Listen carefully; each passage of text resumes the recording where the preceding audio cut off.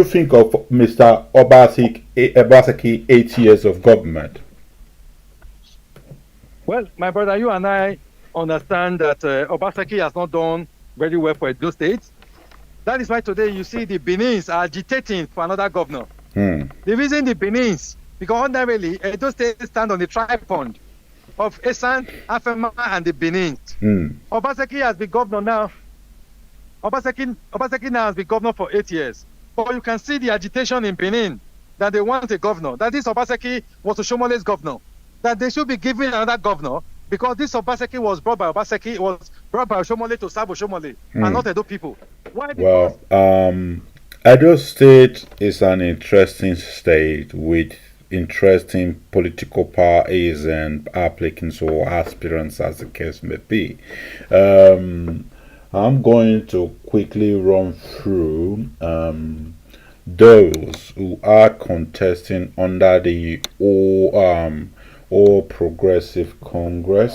The APC have about 12 people that are running for the position. 12 people, and out of these 12 people, Mr. Blessing Agbomhere is one of them. We have Clem Agba, a former commissioner in the state. We have again Pastor Ize Yamu, who's a pastor ordained former secretary to the state government. Is the chief of staff, 2 times governorship candidate. Is from Oriomo. Is one of the most popular candidates of the party. Then we have Professor Oserieme Osumbo, is a former Edo State governor, 2-time senator. If you can recall, that name could sound familiar to you because he had a battle with Adams Oshomole many years ago, and Adams Oshomole kind of unseated him. So, we have David Imose, the immediate past chairman of the APC. We have Emmanuel Momo. I don't really know much about this Emmanuel Momo. We have Monday Ogbebolo, the incumbent senator and humanitarian from Esan Northeast. Then we have Denny Idaosa, the incumbent House of Representative member. He is from Ovia West. And we have Lucky Imaswen, former deputy governor from Ego local government area. We have Blessing Agbomhere, so he is from Esako Central. We have Gideon Ihine. He's a businessman, founder, governorship aspirants, and he's a businessman, he's a founder, he's a governorship aspirant, and he's from Esan West. We have General Charles Ariamere, a former governorship candidate, former NDC director, and is from Oredo local government. Then we have I can't pronounce it, Amama Dekiri, former businessman. He hailed from Isako East. These are just brief to say I have about the 12 people that are running under the APC, and these people.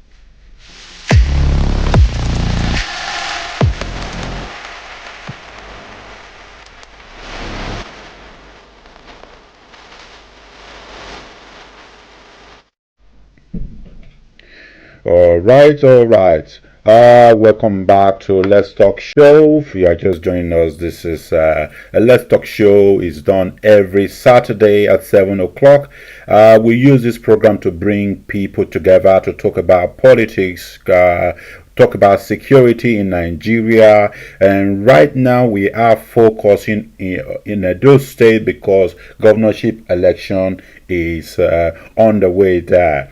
And as I said before, we have about 12 aspirants in this coming primaries under the All Progressive Congress, the main political party in Nigeria, but opposition in Edo State, because PDP is the ruling party in Edo State. And Blessing Agbomhere is a governorship aspirant, and is a former zonal secretary of the APC in the South.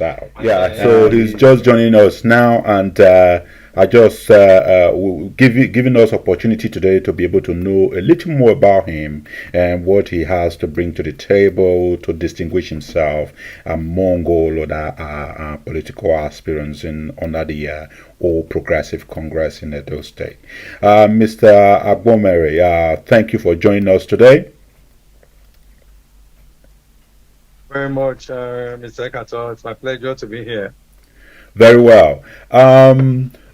Election is ongoing in Edo State, and you are throwing in your heart to be part and parcel of the process.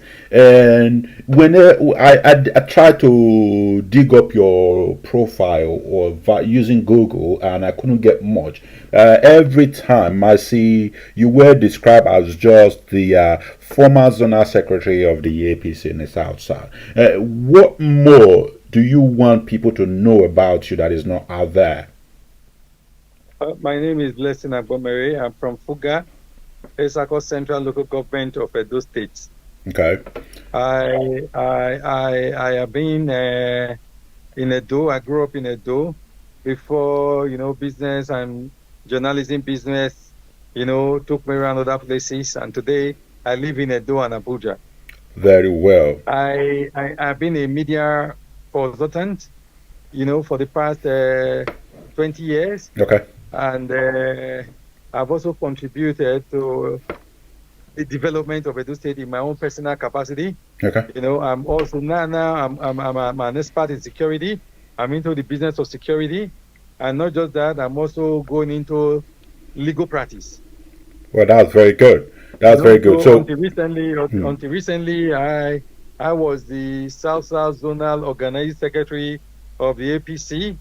And as requested by the constitution of our party, you have to resign as a party official 30 days to the day of the primaries. Okay. So in fulfillment of that constitutional requirement, I had to resign as the South Zonal Organizing Secretary to contest for the governorship ticket under our party, the APC. Okay. So as you can see, at the moment, I am one of the frontline aspirants contesting the governorship of Edo State. I'm the candidate to beat. So I am fully in the race and ready to win from February 17th. Perfect. Thank you for that breakdown. For those who don't know you before, at least I didn't know you are a security expert, so which is very good. So we put it out there. You have this huge confidence in your candidacy. So are other aspirants in the party. So from history, just looking back, you know that APC can just switch the switch and decide to go for what's it called, the one they call political anointment, or just pick what they will consider the best chance of winning and ask everybody to line up and support them. I did read one of your position on that, because you were very expressive, saying that trying to make this a one-party situation is not all right. So are you hearing that the APC might be going for, instead of doing the primaries, they would just ask people to support one candidate? But you need to understand that is not possible. There is a procedure in the choice of a candidate for our party, the APC. And this procedure is through the party primaries. Yes. It's either the party is direct, the primary is direct or indirect. In the case of Edo governorship, our party has chosen direct primary. Okay. In a direct primary, all card-carrying members of the party will have to line up in a designated venue to elect their choice candidate. So our party what has been happening in Edo is just a sham, and it's something that is being done and organized by a few leaders of the party. But that has not worked, and that has failed. And as a result of that, whatever has been done in Edo State has been condemned to the dustbin of history. Okay. So at the moment, the National Working Committee of our dear party has decided to ensure a free and fair primary, to organize a free and fair primary. Okay. The responsibility to screen candidates is solely rests with the NWC of our great party, not to any individual or group of individuals who are unknown to the party for that exercise. So as it is now, the calendar for Edo primaries is out. The party is doing everything possible to ensure each free primary where all the members of the APC in Edo State will come out to elect a candidate for the party. And with that candidate, by the grace of God, we'll all join hands to campaign for that candidate to ensure that we win. Okay. And I'm also hoping to be that candidate that will win the primaries come February 17th. Okay. So what happened if the party choose to go with somebody else, like you say now? Because I already read your article, imposition of candidate.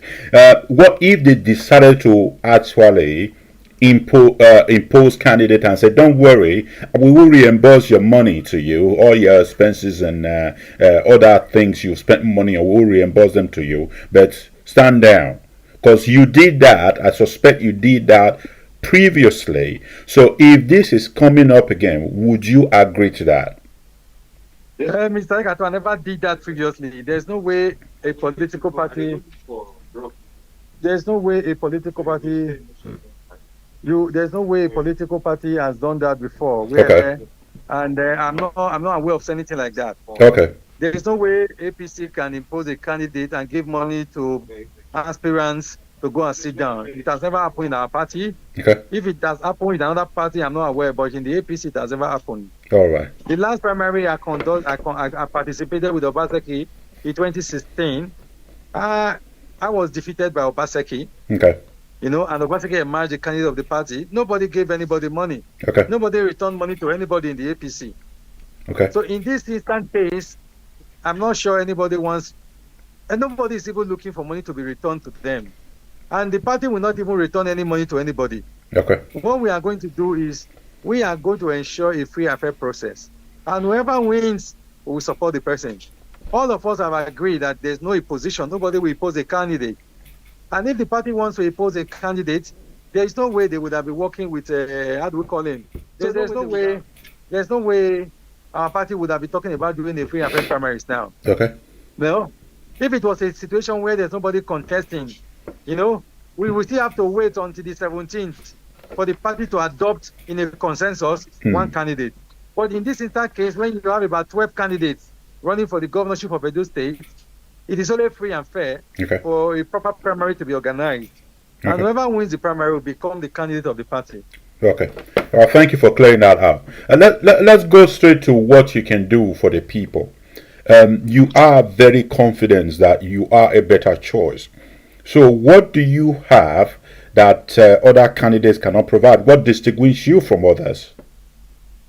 You see, the truth of the matter is that I am young and useful. Okay. I'm a youth and I'm useful. Okay. I have, in my own private capacity, made contributions to the good of Edo State. I am one of the young persons in Edo State who has single-handedly built a 43-bed hostel and donated to an orphanage in Edo State. Okay. Because when I visited the orphanage, I discovered that the children were going through a lot. About 30-something children were living in two-bedroom apartments. I did that in Auchi. Okay. And anybody will tell you that I am the person who built an hostel at Isogana Orphanage Home. I did that because I saw these children as the future of Edo. Reg. And I felt that they are...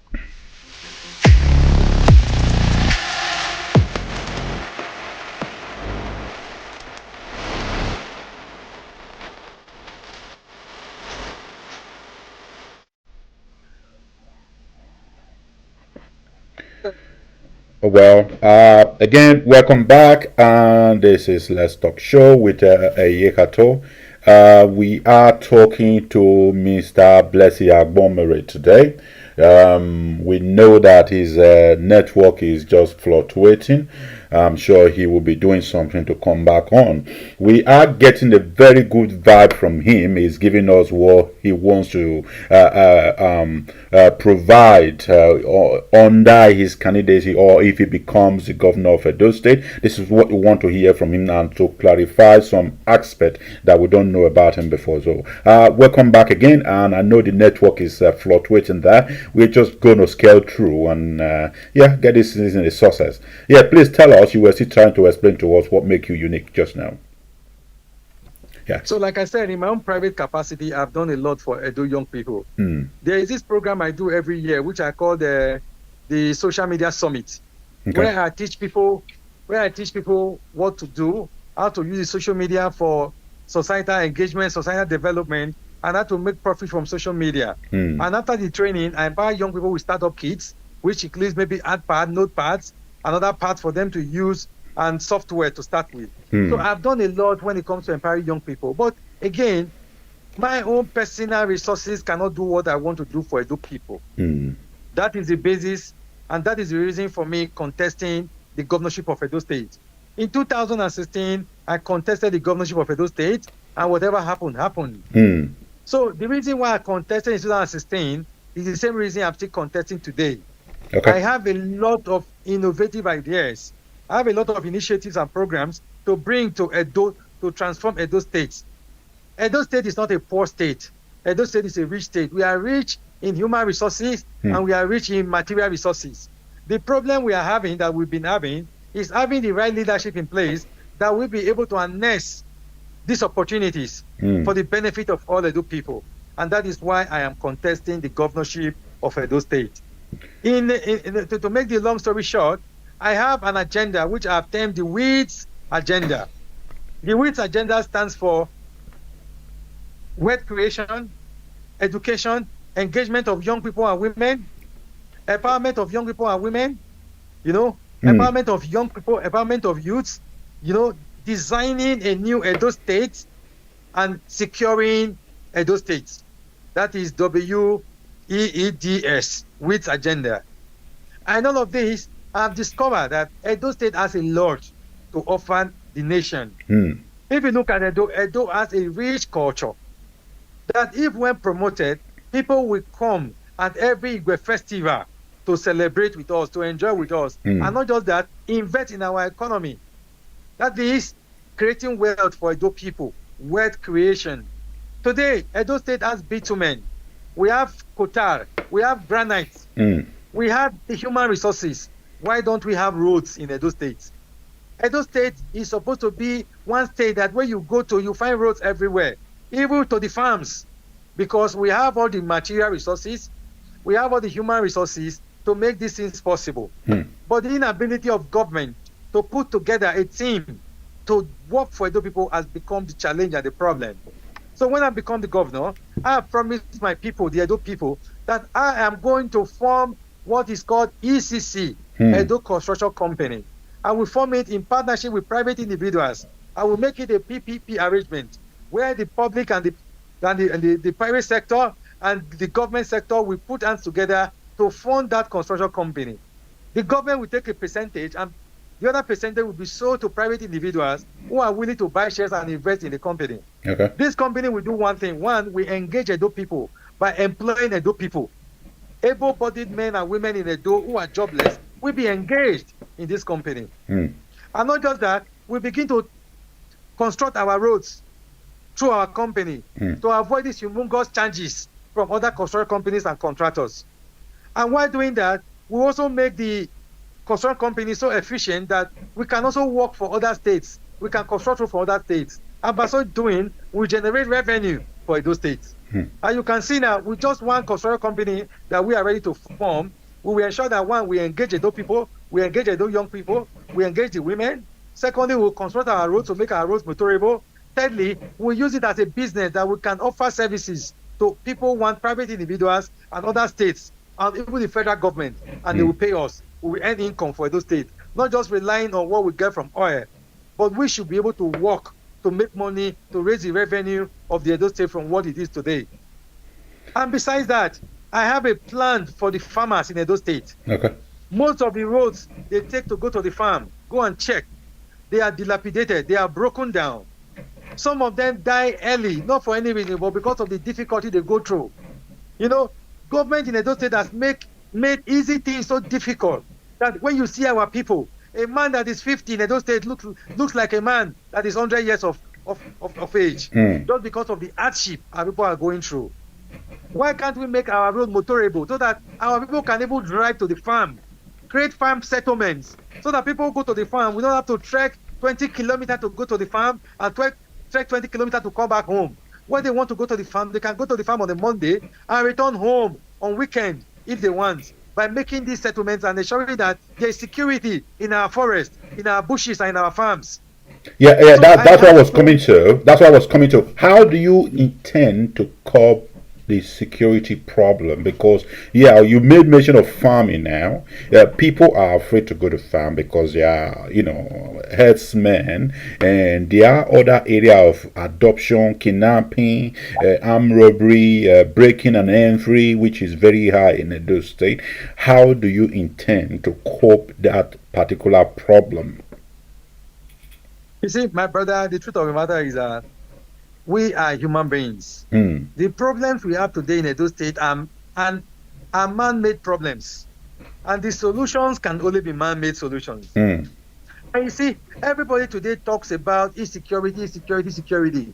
But they forget to realize that insecurity is a symptom of the basic things that government has failed to do. If you abandon the young people of Edo State, what do you expect to happen? When you abandon the young people, you expect them to take to any meaningful engagement to make ends meet. But if you create opportunity for them to work, you create opportunity for them to engage in good programs, good activities that will better their lives, nobody will have time to commit crime. And let me tell you something, the best way to secure any society is to engage its youth meaningfully. Those who want to go into music, encourage them. Those who want to go into IT, encourage them. Create a necessary platform for them to operate. Nobody will be into crime. And go and check very well. The level of crime in every society is dependent on the number of young people that are not engaged. Don't forget, this problem of insecurity has always been in Edo State because of the abandonment of the young population, the workforce in Edo. That is partly true, Mr. Agbomhere. That's partly true because let me quickly draw your attention to the aspect of foreigners, aliens to Edo State coming out from different states to build a kind of a den in the state, adopt people. Those are not Edo youths; those are foreign youths coming in. My brother, don't be deceived. I live in Edo State. It is not possible. It is not possible, and as I repeat, it is not possible for aliens to move from their states and come to occupy your own land in your state and begin to build handouts. It's not possible. I'm a security expert. Let me tell you something. There's this proverb in our language that it is the rat that is at home that goes out to tell the outsiders what is happening at home. It is not possible for a Fulani man or 10 Fulani men to relocate from Kano, come to Edo, build an adult in Edo, and begin to operate in Edo. It's not possible. Okay. Let's not deceive ourselves. All these people who commit crime in Edo, they are organized. It's not just about one person. There's somebody in the city who will go and meet the Fulani to give them information, to bring them inside the community, to tell them this is this person, to give the profile of individuals to them. And based on this, they come on a target mission and operate and live. So don't let anybody deceive you that it is alien that will come to. For instance, all the landed properties in Edo are owned by individuals. Will you agree with me that somebody will just come from Kano, then come and occupy your father's land, build a tent there? From there, he will move to my community to operate without the support of people in that community. Is that possible? I doubt, but in Nigeria, anything is possible. Is that possible? I doubt it, but in Nigeria, anything is possible. Is it, We've I'm seen telling where us the security Nigerians, agents comb the forest. They arrest some headsmen who bears names from the northern part of Nigeria. They are not Edo State people. We've seen that report many times. but you see, go and check. Anytime they arrest Fulani people, there are always people from Edo among them. Mm. There are people who have stayed in Edo among them, my brother. Mm. You see, I'm a security expert. It's not easy for me to come into your home to rob you without insider information. It's not possible. Because one, even a criminal will do profiling before coming into your house. Because the criminal does not know if you have a gun. The criminal does not know if you have money at home. So the criminal must get insider information before approaching you. You know? So what I'm trying to make you understand is that we need to do a lot of engagement. And again, in Edo State, there's a thing that is causing insecurity in Nigeria that we have not looked into. People find it difficult to report crime. People find it difficult to report suspicious movements. If you go to the UK, for example, I'm sure you live in the UK. Yeah. There's neighborhood watch. We when do you have, come yeah. to a new neighborhood, when you come to a new neighborhood, even the people around, the landlord of your house will profile you and draw the attention of security agencies to you. The neighbors around you will profile you and draw the security's attention to you. That is citizens policing citizens. Yep. It's a strategy in security. We need to engage that in Nigeria. Nigeria needs to be taught how to report crimes, how to report suspicious movements in every environment. I do it. If I see any movement I don't understand in my own area, I draw attention, I draw security attention, I draw neighbors' attention. So for us to secure Nigeria or Edo State, we have to realize that government has a duty to provide security. The welfare and security of the people is the primary responsibility of every government. But the citizens must also make contribution to ensure a safe society. And again, in Nigeria, we have shortage of manpower of security. You see, in all around the world, there are different modes, strategies of policing environments. If you go to the UK, I'm just using the UK standard of policing. There are different modes of policing. You have the Aberdeen movement, you have different movement, you have the combat movement, you have the overt movement. When you are into security and you want to secure your environment, you must prepare to say, okay, every 10 Nigerians, every 20 Nigerians, you attach one police to every 20 Nigerians. You attach one police to monitor, at least in a society like ours. If we are about 200 million people, we should at least have close to 50,000 police officers. You know what I mean? Close to 5 million police officers. At least a minimum of 5 police officers. For the case of Nigeria, our police strength is not even up to 1 million. So that is also one of the reasons why we have insecurity in Nigeria. Because you cannot tell one police officer to police, you know how many people? So a police officer in Nigeria polices close to 2,000 people. How can one police officer police close to 2,000 people? Yeah, let's talk about that policing a little more, because it's very, very important in economic growth, and security. And let's talk about security votes, which the governor receive all the time, just to assist in security. How do you intend to account for this fund? Because we've not been able to know what is happening to this money in the hands of the previous government, the current government. We don't know anything. So how would you account for it to ensure it goes straight to where it's supposed to go, and give a proper account of this to the people of Edo State? Break.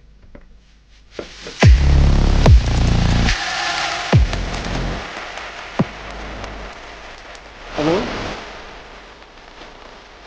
Hello? Yeah.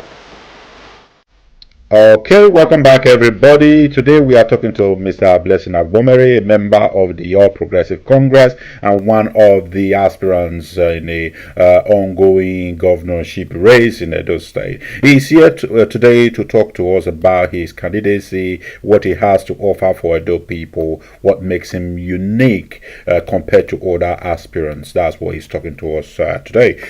Before his disconnection, we were talking about the security vote has caused a lot of controversies in Edo State government and in fact, all states in Nigeria. This is a major focus of the people asking the government to provide evidence of how the money is spent on security. But no one, no government, not previous, nor current, have been able to give a proper accountability. So we want to hear from Mr. Blessing Agbomhere to let us know how he intends to do something different. So, Mr. Agbomhere, welcome back again. You were telling us about how you intend to make use the security vote to enhance security in Edo State. I was saying, yeah, security vote is meant for the security of the states. And when we say security, what we mean is if there are communities that want to aid government to secure their environment, this is the money from which you are supposed to ensure that that is done. If you have the police relations, you have the military relations, you have different agencies of government, this is the money from which you are supposed to mobilize them, encourage them, motivate them to provide security. Now, you also have the vigilante network in the state. For example, Edo State has a vigilante network. From this money, you are supposed to, encourage them to provide security, to provide intelligence information to government to ensure the safety of every environment. You see, a police officer that comes from Abuja to become a police officer in Edo State may not know Edo State like the indigenous of Edo State. So you have to also have official network security and unofficial network of security. And again, today, we know the meaning of intelligence. We know the meaning of intelligence. Most of the crime that happen in every society and every community, most of the time before they happen, people know. Somebody is going to buy a gun. He will go and buy a gun from somebody. Somebody is bringing a gun into the community. Another person may know that this person has a gun. So we have not done well in terms of intelligence gathering. Intelligence gathering, Nigeria has failed when it comes to intelligence gathering. And what is helping the American states, the Israel state in terms of security, is intelligence, information. And for you to get information, you must expend resources in that. That is the reason for security vote. But all along, the security vote has been misappropriated, and the aim of the security vote has been defeated. The governor must have unaccountable amount of money to expend, to do public relations, things that are not budgeted for. That is the reason for security vote. For instance, if you are expecting visitors to come to government house to see the governor, to discuss issues that relate to that community, and you want to resolve it as a matter of urgency, you don't need to go to the National Assembly or State Assembly to apply for funds. You spend from the security vote. That is the essence of the security vote. But these monies have not been applied because most occupants of the office of governors feel that it is their entitlement.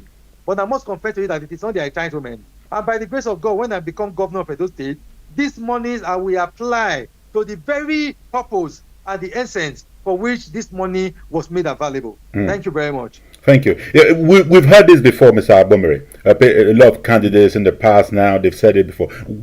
Why should we believe you? See, you will not destroy the government because the past people have failed. Government is a continuum. I will come. I will do mine. If I fail, that will not make you not to try somebody else. So because previous governments have failed you, does not mean that you will not try a new person. The world is not coming to an end. So whether you like it or not, we are not going to vote for angels. We are going to vote for human beings. Okay. So you are afraid other people, they have failed you, does not mean that you will not try blessing. And because other people have failed, does not mean that blessing is going to fail. So what I'm trying to make you understand here is that you and I know that we are doing well. I'm doing well for my country. I have done well for my state. A man who can spend his personal resources, you can be rest assured that such a person we also spend government resources to solve government problems. So I have spent my personal resources to help my community and to help my people. And based on that, I'm also ready to spend, if I can spend my personal resources to help my society, I see no reason. If I see children suffering and I use my money to build a house for them, I see no reason why I will not use government money to build a house that will develop the future of Edo people. So what I'm trying to make you understand is that you may not know me too well. You may not know what I have done for my country, what I have done for my state, but I'm proud that as an individual, I believe in the collective wealth being used for the collective aspiration of our people. I believe that our common patrimony should be used to develop our people. So what I'm trying to make you understand is that the most difficult thing for a man to do is for you to spend your personal resources to help another man. So if I can spend my personal resources to help my community, help my people, go to my village, they will tell you every now and then I grade the roads in my community. Recently, I've put street lights in my own village of Fuga, Ugiogwa. So what I'm trying to make you understand is that I've done these things because I believe that I go abroad, I go to London, I go to America, I go to Europe. My dream is to ensure that these things we experience in other places happen in our lifetime in our own country. And that is what I've been concerned about, and that is what I have been doing, and that is what I want to do, and that is the reason why I'm contesting for the governorship of Edo State. Okay. So for me, you have tried other people, does not mean that you not try blessing. Try blessing, and blessing might only prove to you that there's a difference between the past leaders and the current leaders.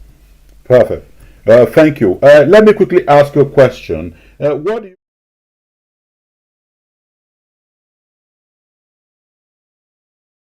think of Mr. Obaseki 8 years of government?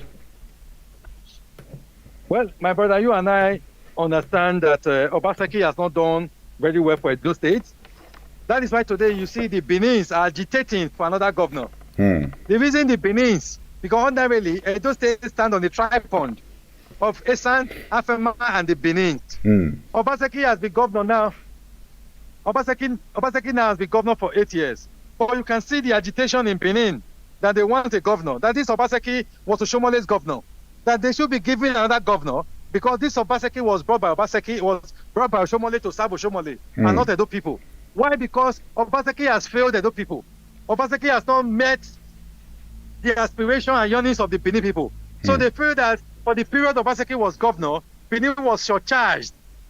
So Obaseki, for me, if you ask me to rate his government, Obaseki has really not done well for Edo people at all.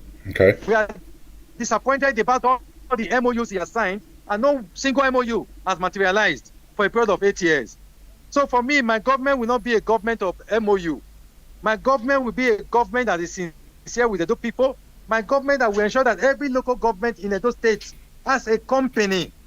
Has a company, because we must move from consumption to production. You cannot continue to eat and consume without producing. One, that's why I said we have Edo Construction Company, which will be rendering services and making profit for Edo State, which will engage Edo people. Now, if you go across Edo, there is this place is like, okay, for example, I saw a place called Ososo in Edo State. Ososo is rich in culture. Ososo has a lot of mountains, a lot of, when you go to Ososo, you think you are in a strange land because it's just out of the world. But the government has never done anything to develop that area. In this period we are in now, when you go to Ososo, there are certain places in Ososo where you have to wear the winter jacket because it's so cold. These are areas that nature has already blessed Edo with, that we can decide to make as tourist destination, and people will visit these places. And when you come to Benin, by the grace of God, Edo State is strategically located. That when you are going from the west to the east, you must pass through Edo State. When you are going from the west to the north, you have to pass through Edo State. This is a blessing to Edo people, that if well and nest, we make people want to stay in Edo. When you are going to the east, you want to rest in Edo because Edo is being developed, because the government is working to ensure that Edo is working. So what I'm trying to make you understand is that there are a lot we need to do for our people. I've made it a priority that when I become the governor of Edo State, and we ensure that we have a Benin Metropolis 1 and Benin Metropolis 2, What I mean is that if you see the Benin City is congested, and because of the congestion, the rate of houses are so scarce that people don't have homes to stay. People cannot even afford to buy lands. But now we have a lot of forest around the Benin. In the Lagos side, we have expanse of land. In the eastern and Auchi side, we have expanse of land. Why can't we create two metropolis? What government will just do is to create infrastructure, not even to build houses. Once you create infrastructure, you make this land available. People home and abroad want to buy landed property because they want to invest in their states. And before you know it, we are developing new areas. Then we cannot decongest the Benin City. We decongest Benin City. By so doing, by the time we give land to people who are in the city who are willing to go to these areas, we will have free lands in Benin. Then we can reconstruct Benin, we can modernize Benin and make Benin hospitable and make the city center something out of this world. You know, Dubai was built by individuals, not animals and not angels. So I am a young person. I have this development mindset. I have a plan to create 3 marketing board system in Edo State. Okay. And these marketing boards are meant to ensure that our farmers, when they go to farm, they have money to buy their crops to plant. And during harvest, they don't need to pay us with money. They will pay us with the material. They will pay us with the materials, and we buy off the remnant from them. I'm sorry, I'm being distracted because they just took light. Yeah, noticed. So I'm trying to. It's not easy, you know. Yeah. The sound of the generator now everywhere, you know. So I hope that is one of our concern, the power problem in Edo State. How are you going to resolve that? Because if we are trying to improve on the economy, having a stable electricity will provide a big change to people being able to manage their business, not spending so much on fuel that they cannot even get anymore. So we need stable electricity. What solution do you have for that? You see, at the moment, Nigerians are beginning to appreciate and receive different means of electricity and energy. Green energy, safe energy, solar energy is becoming something that is getting appreciative now. Many people are beginning to appreciate solar energy. You know, there are now different modes of energy. Even states now are not getting licenses to start generating energy for their own consumption. And those states also had a plan, but I know at this moment the plan has not been concluded. But by the time I become governor, I know that we will focus on that energy arrangement that Edo has gone into partnership with some other communities and some other states with. You know, but the truth of the matter is that solar energy is getting reception. People are building solar plants now. People are building solar farms now. You know, the world is developing. You know, I agree with you that one of the problems we have in Africa and Nigeria is the problem of energy. Look at me now talking to you, and I'm talking to you in darkness because of the problem of energy. Yeah, it affects everybody, not just private individuals. Even government, they suffer from usage of energy. And the money individuals spend to buy petrol for generator is something out of the world. Exactly. So a lot needs to be done, but we must start from somewhere. You know, starting from somewhere means getting it right at the very foundation. Let me tell you something. This stress can be saved for you by electing the right person to govern you. And in this race, I can also make you understand that I'm not the only person in this race. I also have people in this race who I can trust and who I can beat my chest to say if I'm not elected, if this other person is elected, I will support this person to be governor because I know what the person means and I know the person means well for Edo people. Well, thank you. And let me ask you, I have just 2 short questions for you.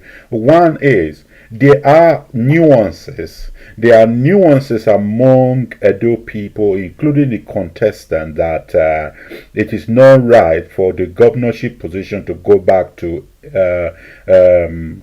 Edo North. And because Oshomole took the power and gave to Obaseki, mostly Asan Central or the Asan people believe they need to produce a candidate now, otherwise it will become lopsided. What do you think of that? You have so much idea, but there is an idea in most people's head that there should be a zoning process. You see, the truth of the matter is that I believe that Esan should also be given a chance to produce governor. Because Edo State stands on a tripod. We are three major tribes in Edo State. So if you give the Benin the opportunity to produce governor, and you are giving Edo North, the Afemine, an opportunity, you should also give an opportunity to the Esan people. But again, power is not served a la carte. Nobody donates power to anybody. You must go for it, you must go for it, and you must work towards getting power. So I appreciate the fact that there are a lot of Esan people in this race. If they win, we will support them. But our party, in its wisdom, has decided not to zone the office of governor in Edo State. If my party decides to zone today to Esan, I will support an Esan man to be governor. Okay. There are wonderful people in Esan who are qualified to be governor. In Esan, we have Senator Monde Okpebolo is contesting. We have Professor Subo is contesting. We have Colonel Musa is contesting. And these are all my friends. And these are people who also believe that when they emerge as governor of Edo State, we all work together to take Edo State from the level it is today to a newer, a better level. So for me, I am not selfish in the race. I am here to ensure that the right thing is done. If I win, thank God. But if any of my colleagues win, I will support him. Because the major interest here is how do we make Edo State greater? How do we make Edo State better? I have been in this race. I've contested before. When Obaseki won, I supported Obaseki. I donated my campaign materials and my bosses to him, despite the fact that he reneged on the agreement we had to support me to replace Philip Shaibu, which brought a lot of acrimony among us. So what I'm trying to say today is that I am more interested in a safer Edo. I am more interested in a better Edo, in a more organized Edo, because if Edo is good, I will be one of the beneficiaries. I will enjoy it. If we have roads in Edo today, I will drive my car on those roads. If there's security in Edo today, I will be proud that Edo is safe. Then I can take my friends and say, let's go and enjoy weekend in Edo. Every weekend we can be going to Edo because Edo is not far from Abuja. So my own interest, I must confess to you, it's not about me. I'm craving for a better society. It must not be me being the governor. Anybody can be the governor. But whoever becomes the governor of Edo State, the person should have a human face. Okay. That sounds fair. You know. Well, thank you. My last question for you, because I know you are right on the street and see there is no power at all, which is one of the things we're talking about now. My last question for you is, the election coming could be violent, the coming election because of the way violence have made election over the years. So this could be it as well. So my last question for you is, what message do you have for those youth out there who could be manipulated, financially induced into being violent on the election day? In general, what message do you have for them? Well, the truth of the matter is that I feel that those young people are educated, they are enlightened, and they know more than what you think you know or what I think I know. They are smart, we are intelligent, and we are very much conscious of our environment. We know what is going on. An election is an opportunity to choose the leadership that we determine how you live, what you do, what you get from the system for the period they will be in office. So for me, Edo people should know that their development is in their hands and in their minds and in their heads. They should choose their leaders. And in choosing their leaders, they should not allow themselves to be induced. They should choose leaders who mean well for them. They should choose leaders who have lived by examples. Leaders who have been able to do certain things within their environment with their own personal efforts and personal resources. Leaders who can make sacrifice, because I believe in sacrificial leadership. What is a leader if that leader cannot make sacrifice? When I mean sacrifice, you can sacrifice what you have just to help your people, just to help your community. And for me, I think governance as a trust. It's not, you are a governor doesn't mean that you own the state or you own the state resources. The resources belong to the people. They only elected you to say, come and help us manage us. Come and help us manage our environment. Come and help us manage our resources. But the government, many governments have failed on this trust.